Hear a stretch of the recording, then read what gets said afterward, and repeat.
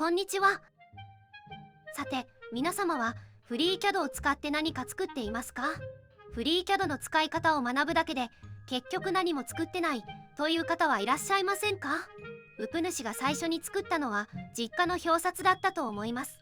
だいぶ時が経ちましたが、初代エンダー3を買って初めて作った時は感動したのを覚えています。そんな初心を思い出して表札を作り直そうと思ったのがかれこれ1年前です。で、結局未だに作り直してないです。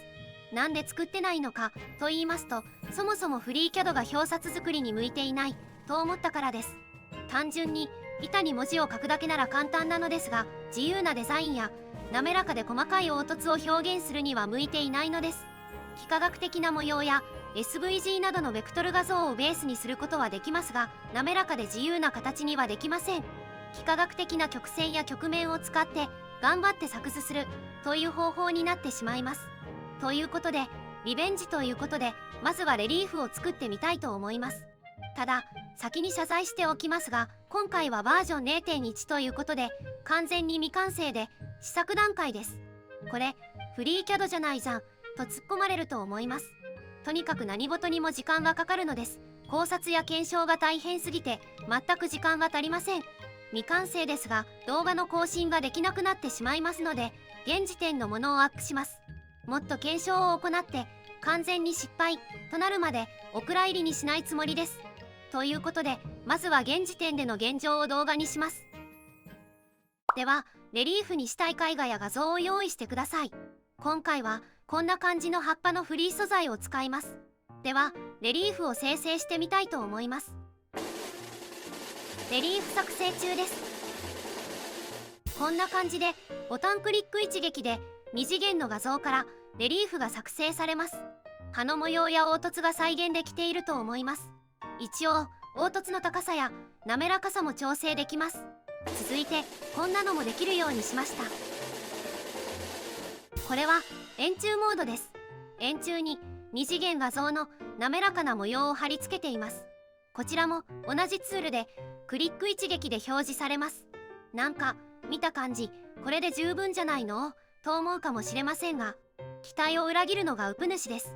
何がダメかというと、まずこれを生成しているのはフリーキャドではなくブレンダーです。しかもこれ内部的に形状が破綻しているのでフリーキャドで編集できないのです。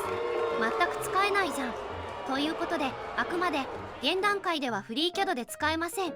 ただこれを多少加工したり印刷することは可能です。ということで、しょうがないのでスライサーソフトで編集します。ウプ主はキュラを使ってますが、他のスライサーソフトも同じだと思います。公式にはクーラって呼ぶそうですね。まずキュラでスライスしてみましょう。プレビューを見るとそのまま円柱です。ここで上部厚さ、インフィル、ウォールラインを変更します。とりあえず上部厚さ0、インフィル0、ウォールライン7としてみてください。設定を変更したらスライスします。どうでしょうか？一応コップみたいな形状になったと思います。せっかくなのでクリアリティプリントでやってみます。トップ面総数0、壁面総数7、インフィル重点密度0としてみてください。同じくコップみたいな形に加工できますね。文字を入れたりできますが、曲面は難しいかもしれません。ということで、苦し紛れの加工方法でした。さて、スライサーで何とかするとか何の根本解決にもなってないですが、解決手段はまだあると思ってます。とりあえず交番さんのオープン CV を使った手法はどうやってもダメでした。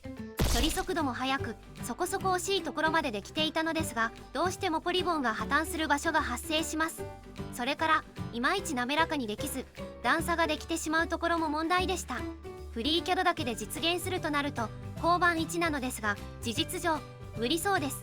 処理速度が遅すぎました。ここは考え方を変える必要がありそうです。最終的にフリーキャドで加工できる形になるのであれば、外部ツール使ってもいいじゃないということにします。ウプ主の中でそう定義しました。今回使用したブレンダーですが、ブレンダーで生成した 3D オブジェクトはことごとくフリーキャドでインポートに失敗しました。ウプ主が試した限りですが、ブレンダーとフリーキャドは非常に相性が合わないです。PyMesh というツールで一旦 3D オブジェクトを生成し直してフリーCADで取り込ませています。また進展があればいつの日か動画にするかもしれません。ツールの構成をシーケンス図に表すとこんな感じです。誰も興味ないと思いますので、見たい方は一時停止してみてください。ワークフォルダの中に STL ファイルが生成されるので、それをそのまま使えるということだけ分かれば OK です。ということで個人的にはもうちょっと時間をかけて試してみたいと思ってます。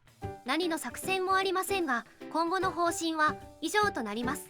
ちなみにマクロスクリプトは AI に丸投げしました。一応ウプ主も手を加えてますが、面倒なところは AI のコードそのままです。コメントとかおかしいところがありますが、わからないところは AI に聞いてください。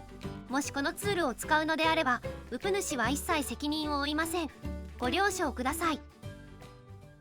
ではツールのセットアップ方法を説明しておこうと思います。まずはブレンダーのインストールから始めましょう。ブレンダーで検索してください。ダウンロードサイトがありますのでクリックします。公式のダウンロードサイトに飛びましょう。公式のダウンロードサイトにたどり着いたら、ブレンダーをダウンロードをクリックします。ダウンロードのポップアップダイアログが表示されたら、開くをクリックしてしばらく放置です。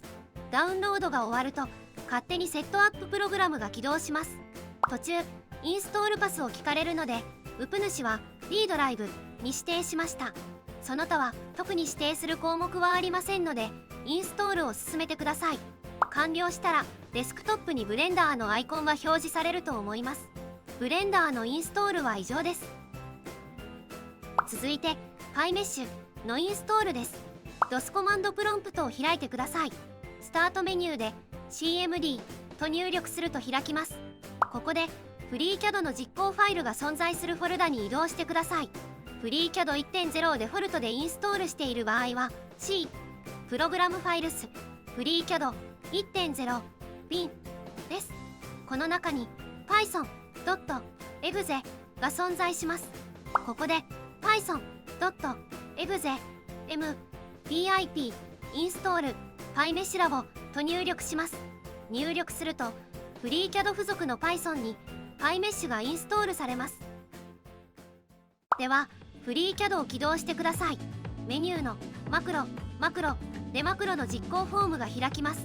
ユーザマクロの保存先項目にフォルダが記載されています。このフォルダの中に概要欄に記載されているマクロファイルを保存してください。マクロを保存したら一覧にレリーフ作成ツールバー 0.1 が表示されます。実行ボタンを謳歌しましょう。レリーフ作成ツールが表示されます。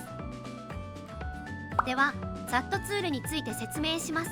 ブレンダー実行ファイルのフルパスはインストールしたブレンダーの実行ファイルを設定してください。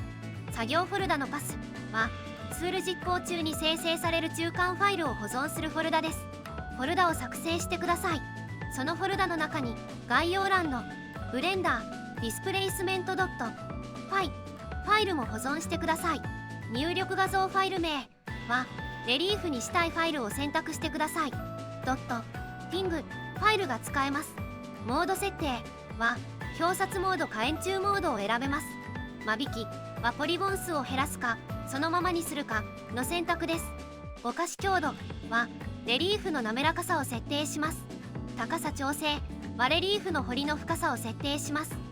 台座の厚み倍率はレリーフの立体形状の下に台座を合体させています。レリーフの立体形状の高さと比較してどれくらいの厚みにするかという設定です。レリーフ作成実行ボタンは入力画像ファイルからレリーフ形状を生成するボタンです。レリーフ生成中はこんな画面になります。レリーフ生成が完了すると完了のダイアログが表示されます。インストールやツール説明部分の動画は諸事情により予備のモバイル用ノート PC を使ってます。メインの動画編集用のデスクトップより遅いですが、それでも 1800×600 の大きい画像で30秒程度で生成できています。さすがに秒が若くつきますが、生成スピードはかなり速いはずです。これをフリー CAD の Python 単独で行ったら1日がかりのレベルで時間かかります。ウプ主が実際に作ってみた時に処理の遅さに愕然としました。まあいかにインタプリタの Python が遅いかよくわかりますね。ということでツールの使い方は以上とします。今回は検証に時間がかかりすぎて終わりそうにないので、中途半端な状態で動画にしてみました。ウプ主はブレンダーが苦手なので AI に指示を出すのも苦労してしまいました。いかにフリーキャドが簡潔で親しみやすいか改めて痛感したところです。ただブレンダーはものすごく強力で多機能なツールです。使いこなせるようになるといろんなことができますのでチャレンジしてみてください。ウプ主は現状手一杯で勉強する余裕がなさそうです。暇人だったはずなのにチャンネル名詐欺になってます。在宅だとひたすら家の中で作業するだけなので全く外に出る余裕がなくなります。せめて1週間に1日ぐらい外に出てお散歩したいです。不健康極まりないですね。ふと思い出してしまったのですが、大昔に健康ソフトハウス物語という本を読んだことがあります。昔はテクノストレスとか読んでた気がします。現在の情報であふれかえった社会から見るとこの頃の方がまだ健康的だったのではないかと思ってしまいます。ということで話が脱線したのでこの辺で終わりたいと思います。ご視聴ありがとうございました。